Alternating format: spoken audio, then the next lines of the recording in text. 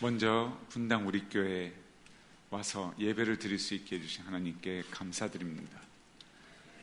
그리고 이찬수 목사님과 또 장로님 한 분 한 분, 또 성도님들 한 분 한 분께 저희 어린아이들을 친자식처럼 키워주신 것에 대해 진심으로 감사드립니다. 저는 3일 전에 엘사바도르라는 중미에 있는 나라에서 한국에 왔습니다. 도착을 하니까 그 다음날 회의를 하는데 저희 직원이 얘기를 합니다.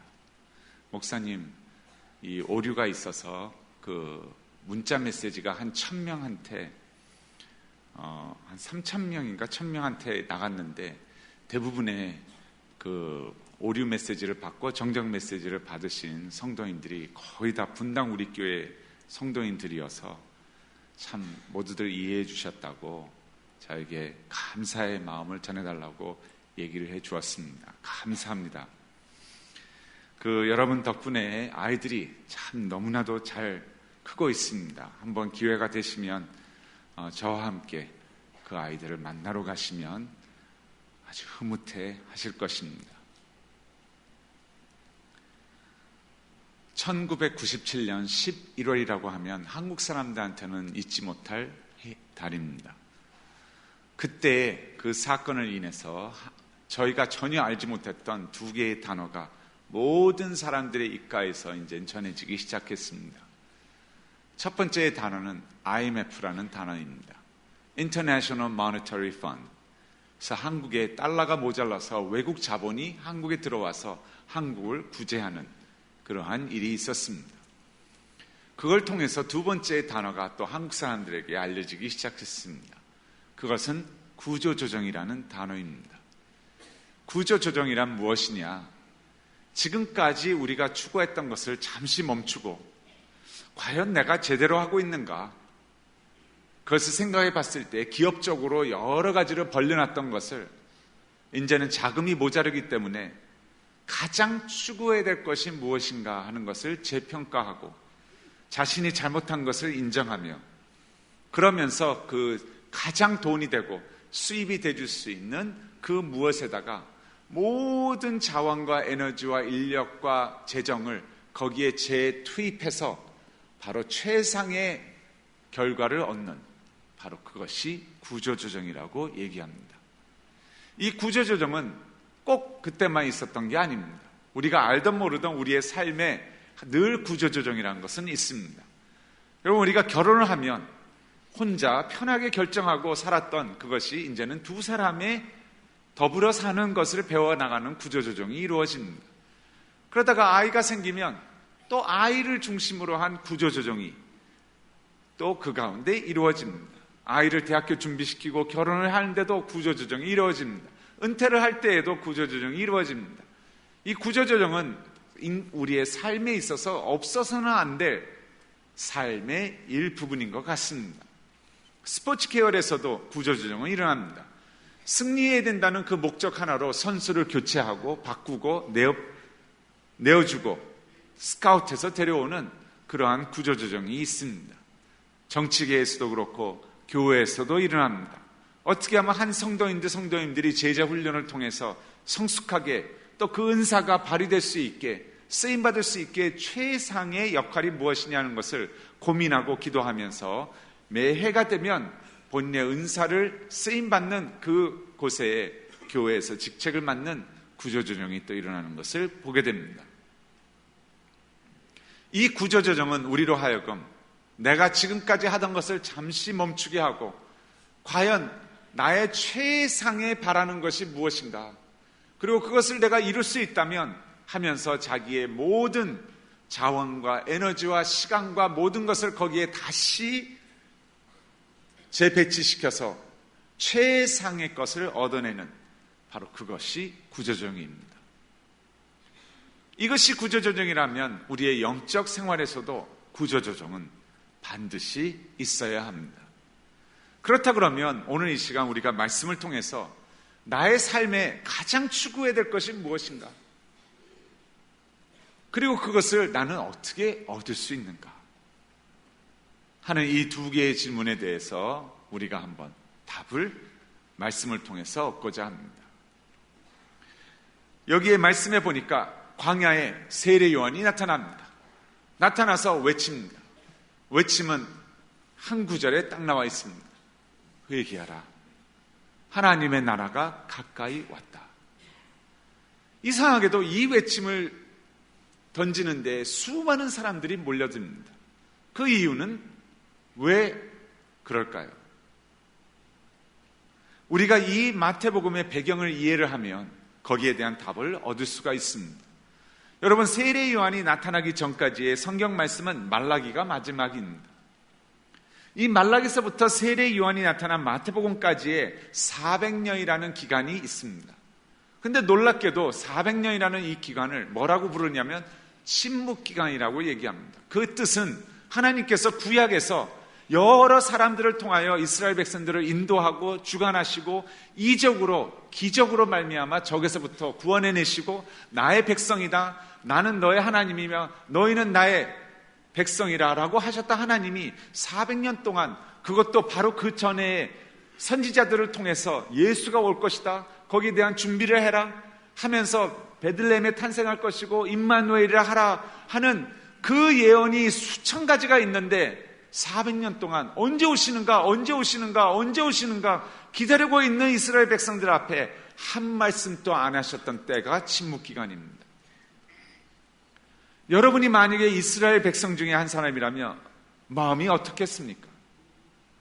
아니, 그렇게 인도하시고 그렇게 함께 하시고 분이 그것도 예언을 계속해서 예수가 오신다고 했는데, 아니 왜 온다는 예수는 안 오고 지금 400년 동안 거기에다가 지금 헬라와 로마로 핍박은 심해지고 나라를 잃어버리고 과연 어디 계시는가 하는 그 마음의 이스라엘 백성들입니다.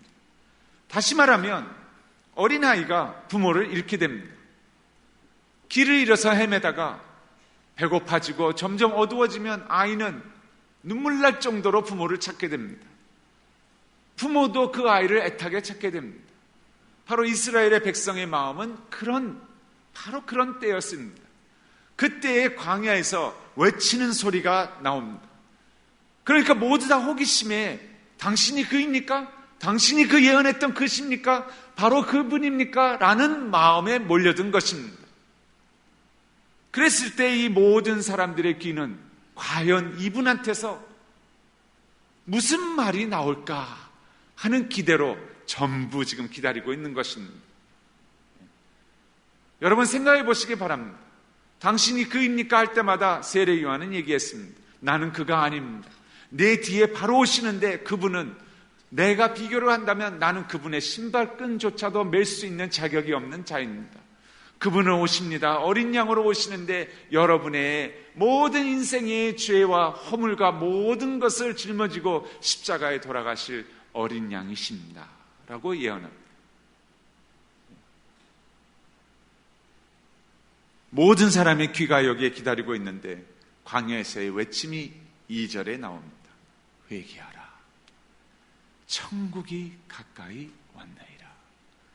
모든 기다리는 귓가에 마치 모든 인류의 역사에 있어서 가장 중요한 메시지는 무엇이냐? 바로 이것인 것처럼 외침이 전달됩니다. 그래서 그런지 예수님께서 그 뒤에 나타나십니다. 나타나서 예수님의 사역의 말씀을 한 구절로 요약한 것이 마태복음 4장 17절에 기록되어 있습니다. 이렇게 기록되어 있습니다. 예수께서 비로소 전파하며 가라사대 회개하라. 천국이 가까이 왔나이다 하시더라. 동일한 메시지를 전합니다.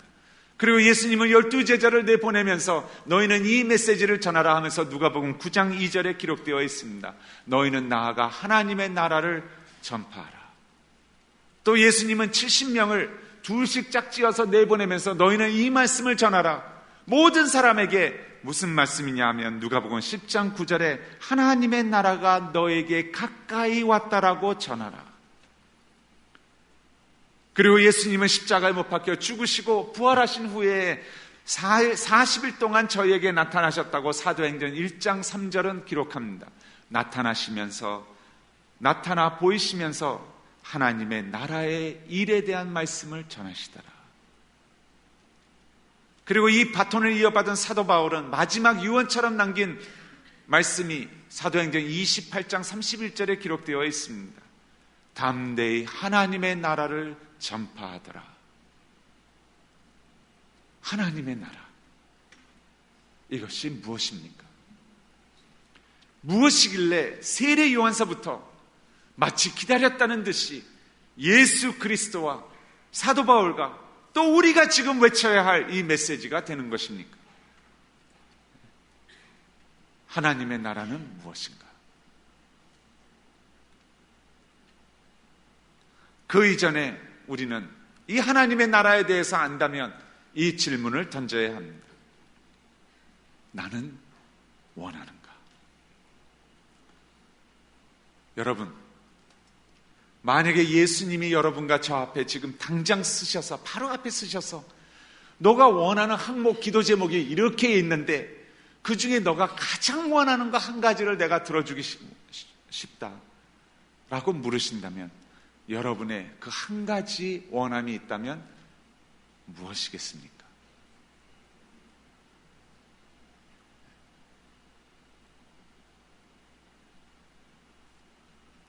하나님의 나라는 무엇인가?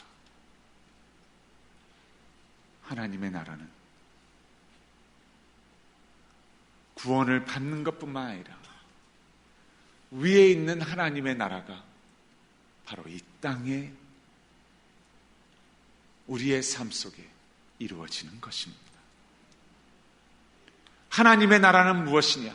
하나님이 생각하시고 기획하시고 원하셨던 그 그대로가 바로 나의 삶에, 또 나의 삶을 통하여 주위의 삶에게, 열방에까지 이루어지는 그것이 하나님의 나라입니다. 이것을 원하면 원할수록 이루어집니다. 왜냐하면 하나님이 더 원하시기 때문입니다. 다시 말하면 하나님의 나라는 무엇이냐?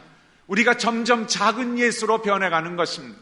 머리로만 가득 채워진 예수가 아니라 실제로 손이 되고 발이 되고 눈이 되고 입이 되고 나의 모습이 점점 작은 예수 아버지, 작은 예수 아내, 작은 예수 엄마, 작은 예수 학생, 작은 예수 직장인, 작은 예수 교인, 작은 예수 대한민국 국민이 되어가는 바로 그 하나님의 임재하심과 함께하심과 하나님의 주관하심이 우리의 삶 가운데 더욱더 주님이 나를 통하여 펼쳐질 수 있도록, 바로 나는 죽고 주님이, 하나님의 나라가 이루어지는 바로 그것을 얘기하는 것입니다.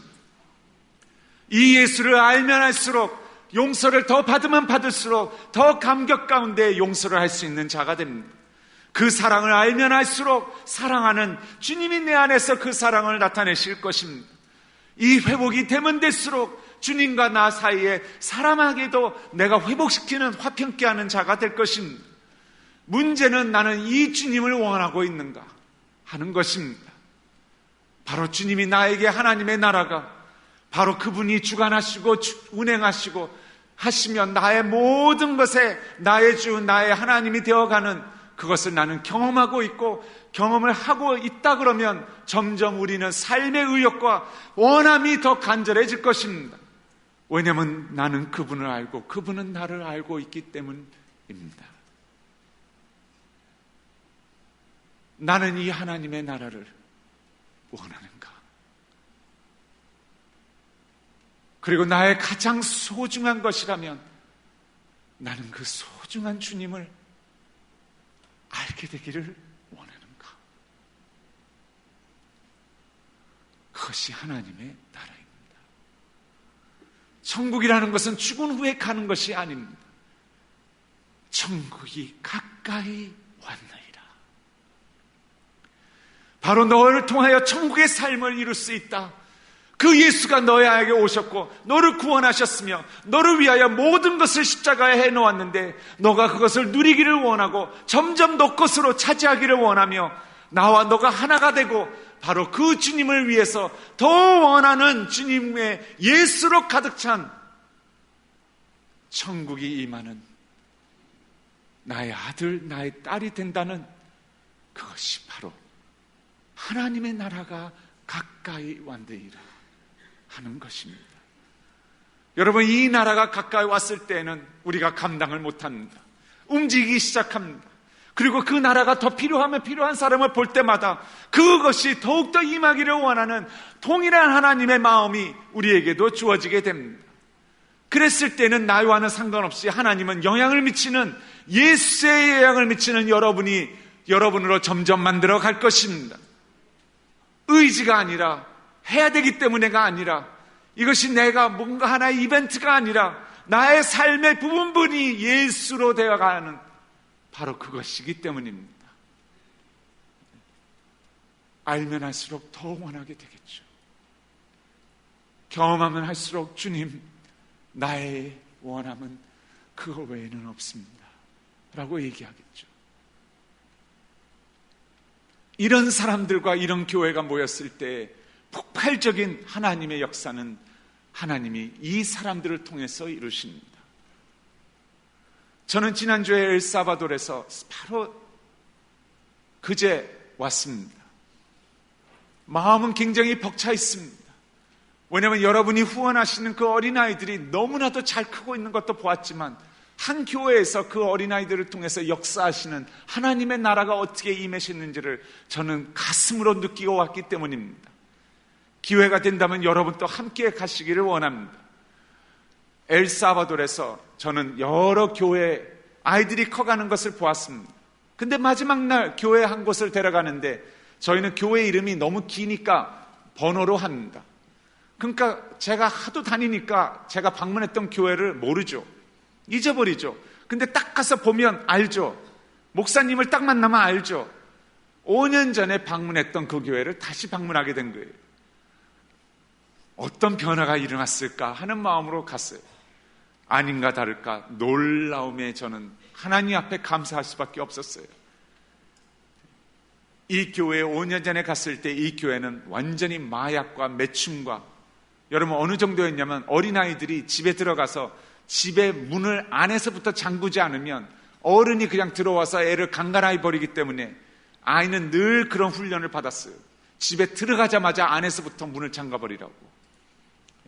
그런 동네예요. 골목마다 깡패들이 완전 깽단이 서가지고 완전 문신천지에다가 장총들을 다 들고는 화나면 그냥 길거리에 가는 사람 다 쏘아 죽여요. 경찰도 없고 치안도 없고 아무것도 없어요. 죽었어도 뭐 누구 하나 끔뻑거리지도 않아요. 왜? 깽단이 죽인 거기 때문이죠. 그런 마을에 여러분 하나님은 참 유머가 많으시죠. 9년 전에, 그러니까 저희가 첫 번째 방문하기 4년 전에 젊은 목사님을 그곳에 집어넣을 줄은 누가 상상이나 했겠어요. 목숨 걸고 들어갔다고 얘기해요. 그래서 어느 한 집을 월세를 내면서 마당에다가 교회를 시작한 거예요. 그 교회가 시작됐을 때 목숨의 위협을 한두 번 당한 게 아니에요. 도망치기도 했다가 다시 교회에 와서 했다가, 근데 이분이 컴패션을 알게 돼서 컴패션의 그 동네에 있는 믿지 않는 어린아이들을 모으기 시작했어요. 100명을 모아서 아이들을 양육하는데 여러분 놀라운 게 뭔지 아세요? 이 아이들이 너무 순수하니까 예수를 영접하고, 예수를 영접하는 아이들이 너무 즐거우니까 교회가 천국인 거예요. 왜? 집에는 아빠가 다 거의 깽이거든요. 놀라운 거 뭐냐면 여러분, 이 아이 하나하나를 통해서 집안이 구원을 받는, 왜 그런지 아세요? 아이들의 삶이 변하는 것을 보는 부모는 부인할 수 없죠. 부모 때문에 애가 교회로 오는 것이 아니라 애 때문에 부모가 교회로 오게 되는, 그리고 교회를 안 온다 하더라도 깽단이 전부 교회를 좋아하게 되는 거예요. 왜? 자기 애가 그 안에서 너무나 멋지게 예수를 알면서 변화되면서 크고 있기 때문에. 여러분 보세요. 집에 와서 총을 닦고 있는데 애가 기도를 해요. 하나님, 우리 아빠도 예수님을 알게 해주세요. 그 예수님의 사랑을 알게 해주세요 하면서 자기를 위해서 기도하는 4살, 5살, 6살짜리 아이를 보았을 때 그 아버지의 생각은 무엇을 가질까요?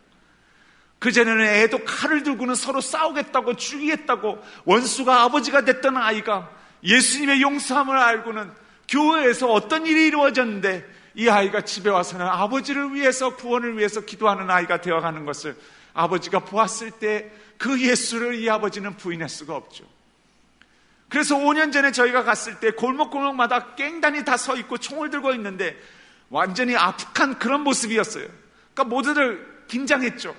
그런데 목사님이 컴파션 한마디 딱 하니까 총을 탁 내려놓더니 컴파션 딱 그러더니 오히려 저희를 에스코트해서 교회까지 안전하게 데려가는 거예요. 예. 그러면서 지나가면서 막 이상한 애들 지나가니까 컴파션 그러면서 또 그러니까 모두들 인사하고 그러면서 지나가는 거예요. 5년 후에 저희가 방문했어요. 여러분, 어린이 100명으로 시작했던 그곳이 제가 5년 전에 방문했을 때 어른 성도가 100여 명이었어요. 거의 대부분이 깽단 출신이에요. 그 깽단이 어느 정도냐면 나가려면 목숨을 내놔야 된대요. 딱 하나, 왜? 나 저 교회 가서 예수 믿겠다 그러면 그냥 보낸대요. 5년 후에 제가 갔을 때 여러분 그 교회는 지금 어른 성도만 1,500명이 넘고 교회가 옆에 학교까지 하면서 거기에 사립, 공립 그 도시를 다 통틀어서 1위를 하는 학교가 되고 그 교회에서 배출되는 컴패션 어린아이들이 변호사, 의사로 막 배출되는 꿈을 꾸고 있고 왜 아직 기간이 오래되지 않았으니까요. 그리고 제가 딱 요번에 방문했는데 여러분 깽단이 완전히 정화돼서 없어져 있는 시장도 교회 출신이 나와야지 뽑아주는 그러니까 이 시장님이 뭘 하는지 아세요? 예를 들면 그 동네에다가 그 도시에다가 축구장을 지었어요. 교회하고 의논하고는 교회에다가 할 수 있겠습니까? 왜? 교회 집사거든요. 할 수 있다 그러니까 축구 와서 일주일에 하루로 놀라면 교회 성경 공부를 2번 해야지 쿠폰을 받아가요. 교회와 커뮤니티가 예수로 말미암아 어린아이 100명으로 시작했던 이 교회가 여러분 일주일날 예배를 10번 드리고 비좁아서 그런데 제가 더 놀란 거는요 그 부지와 그 모든 교회를 다 제가 보면서 이걸 어디서 지원을 받았냐 했더니 뭐라는 줄 아세요? 외부 지원은 아무것도 없다고. 어린아이들을 통해서 이 모든 부모들이 같이 짓고 같이 벽돌 굽고 같이 세운 것이라고 그 얘기를 해요. 너무나 기뻤어요. 이 목사님의 기도 제목은 어느 고등부의 어떤 학생이 지금 폐암으로 말기입니다. 아이는 모릅니다. 하나님의 기적이 임할 수 있도록 기도해 주십시오. 어느 집사님이 지금 암으로 지금 고생하고 있습니다. 뭐 어디 도와주십시오. 뭐를 해야 됩니다. 기도 제목을 내놓고 이런 건 전혀 없어요. 다 성도들 하나하나가 예수 앞에 그 하나님의 나라가 그에게 풍성하게 임하시며 바로 그런 교회가 되어서 그 지역을 변화시키는 마음에는 그 목사님은 갖고 계지 않으십니다. 그 시작이 어린아이입니다. 한 깽단 출신이 간증을 여러 명이 하는데 제가 감동을 받았습니다. 뭐라는 줄 아세요? 저 같은 자는 감옥에 들어가면 기본 13년에서 17년 선고를 받습니다. 그러면 제일 먼저 일어나는 게 뭔지 아십니까? 아내와 아이는 짐을 싸고 떠납니다. 너무 긴 기간이니까 도저히 견딜 수가 없어서 떠납니다. 근데 본인이 예수를 믿게 된 걸 얘기해요. 제 아내도 짐을 쌌다고 합니다. 짐을 쌓고 있는데 6살 된 아이가 그 앞에 서 있었어요. 8살이 돼가지고 들어온 거예요. 집으로. 엄마 뭐 하냐고. 엄마가 아무 말을 안 해요. 짐을 계속 싸고 있어요. 아이는 벌써 주위에 일어나는 일들을 보고 눈치를 채죠. 한참 있다가 애가 엄마한테 오더니 눈물 가득히 그러더래요. 엄마, 우리가 떠나면 아빠는 예수를 어떻게 알아?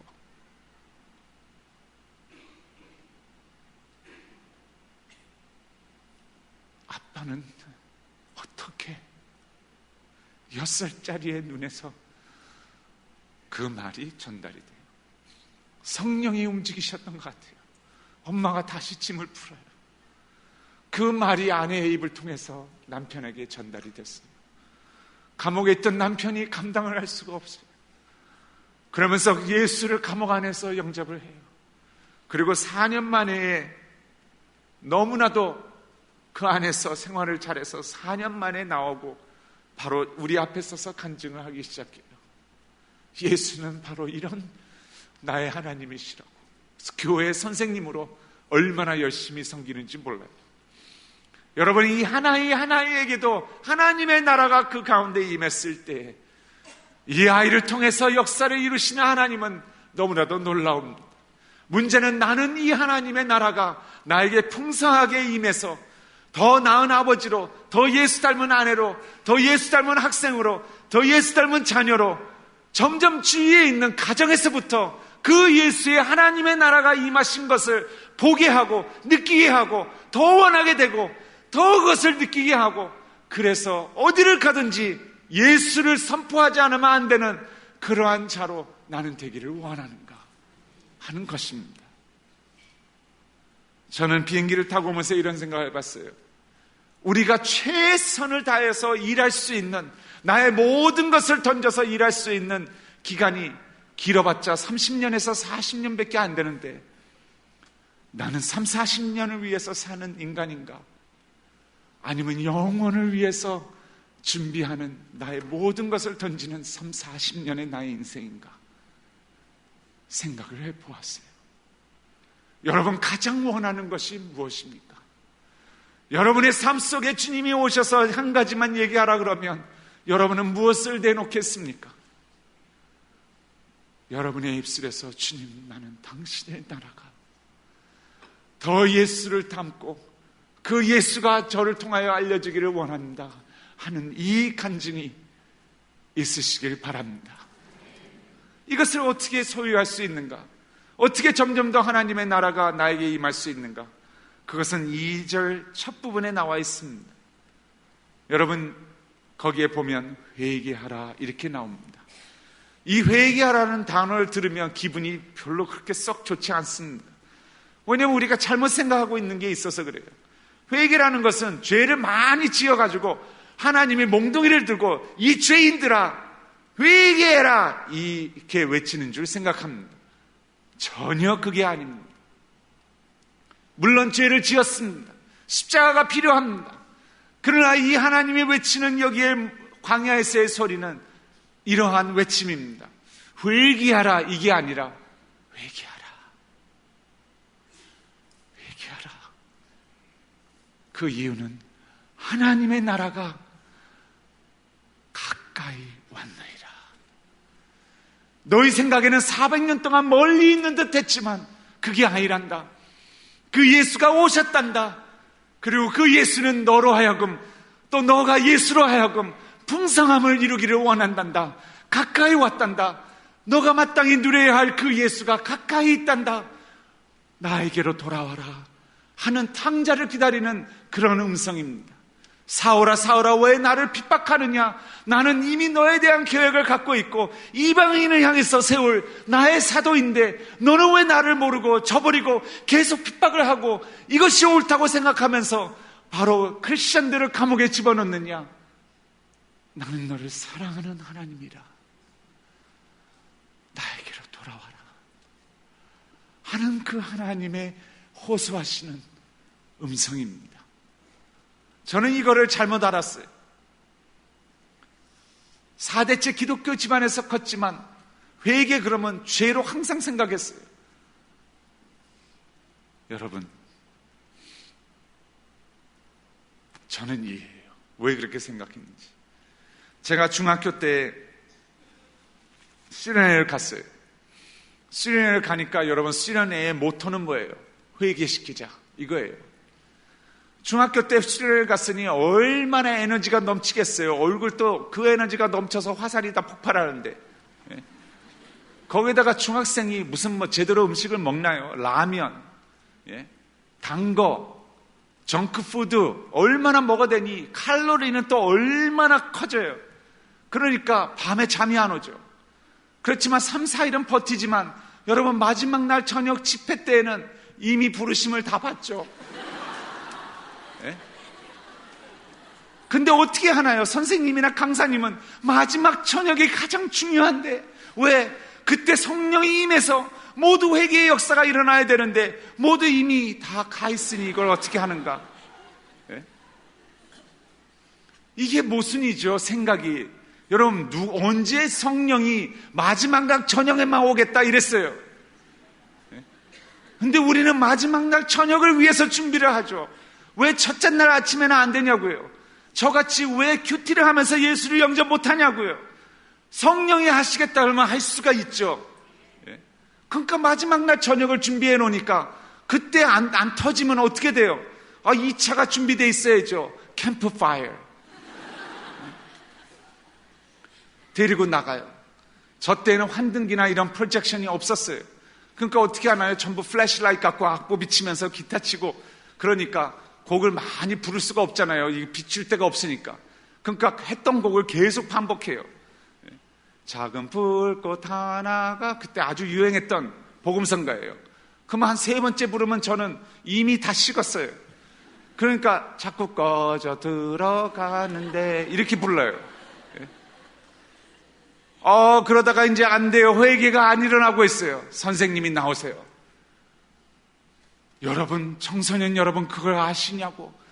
작년에 고등학생 몇이 올라왔다가 회개를 안 하고 차를 타고 내려가다가 차가 산에서 굴러서 죽었는데, 여러분, 그 뒤는 회개의 역사는 일어나요. 모두들 갑자기 눈물을 천천히 흐르면서 자기의 죄를 고백하기 시작해요. 저 같은 인간은 또 그때 그렇게 생각해요. 나는 얼마나 강팍하면 눈물도 안 나는가.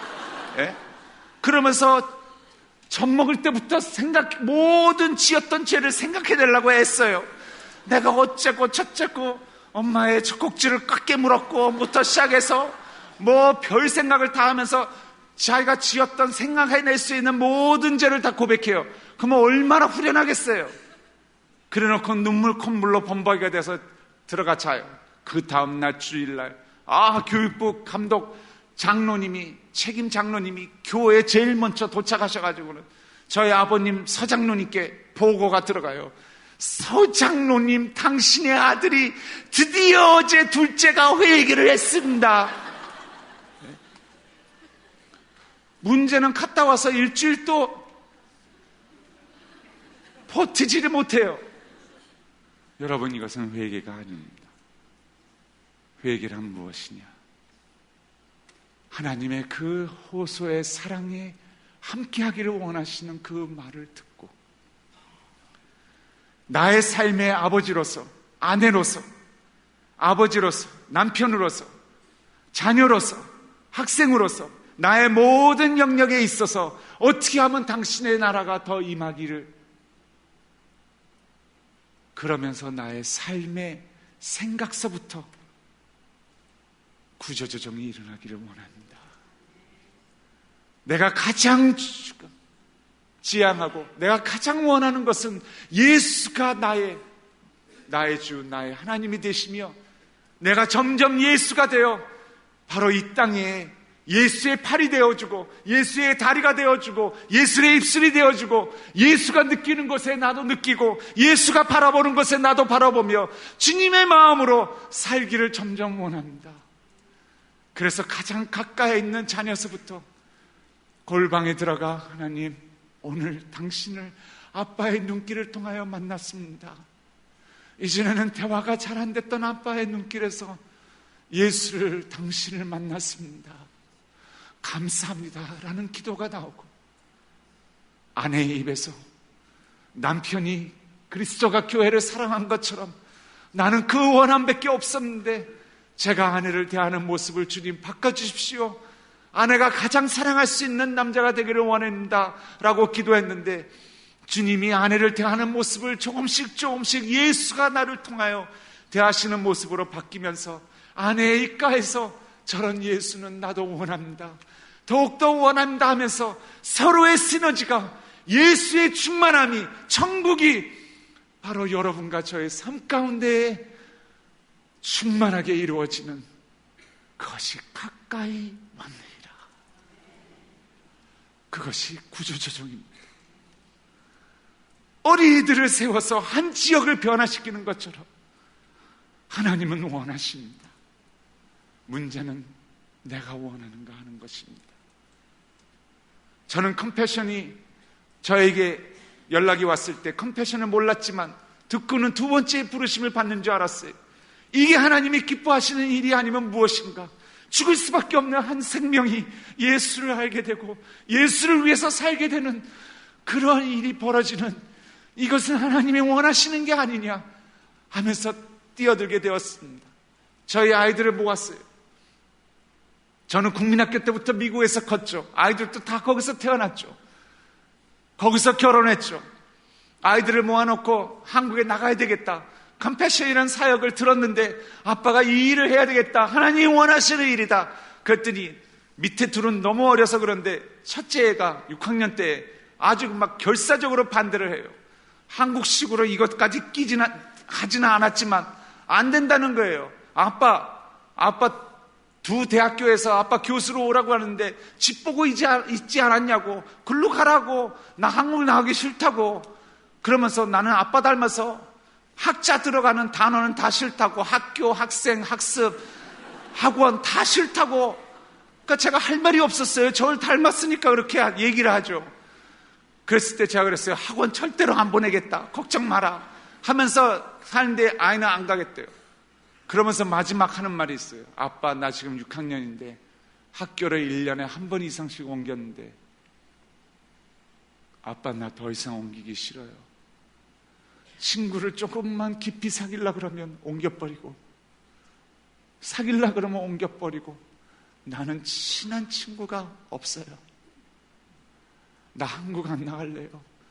시카고 아니면 미시건으로 가라고 저한테 부탁을 해요.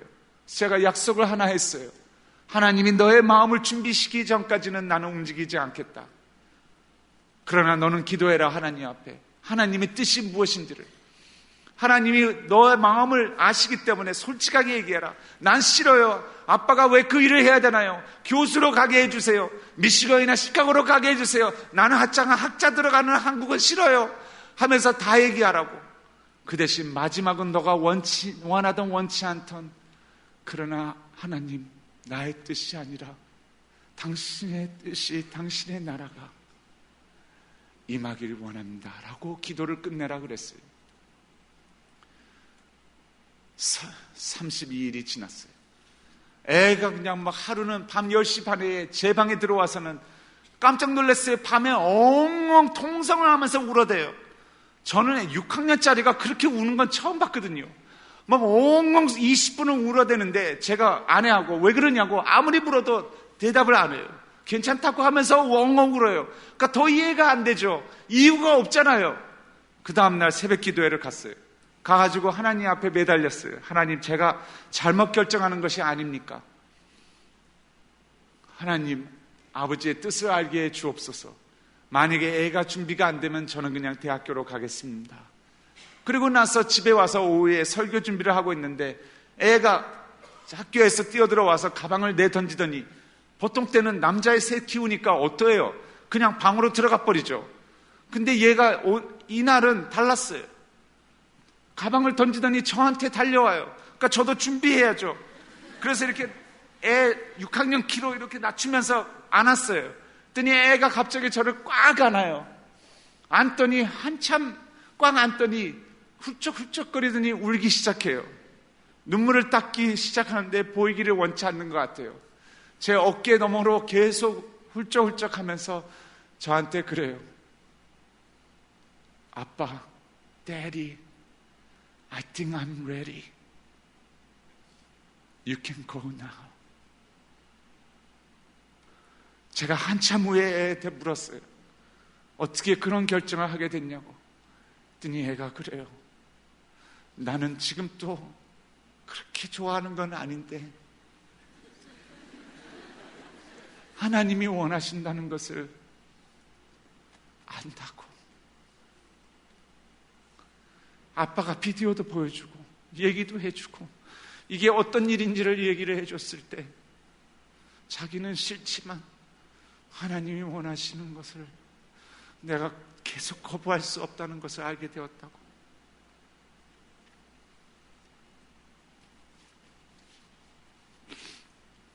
그래서 일주일 만에 짐 싸가지고 애 마음 변하기 전에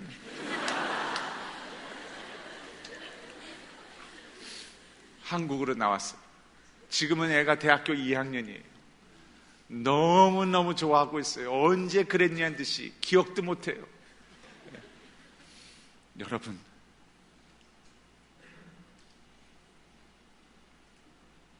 하나님의 나라는 지금 당장 하나님은 여러분과 함께 나누시기를 원하십니다. 문제는 내가 원하는가 하는 그것입니다.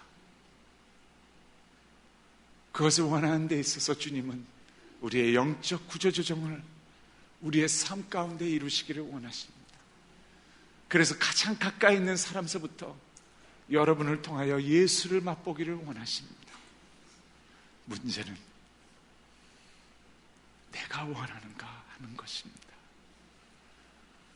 너희는 그 나라와 그 일을 먼저 구하라. 그리하면 너의 필요한 모든 것을 내가 너에게 더하리라 라고 약속하셨습니다. 다시 말하면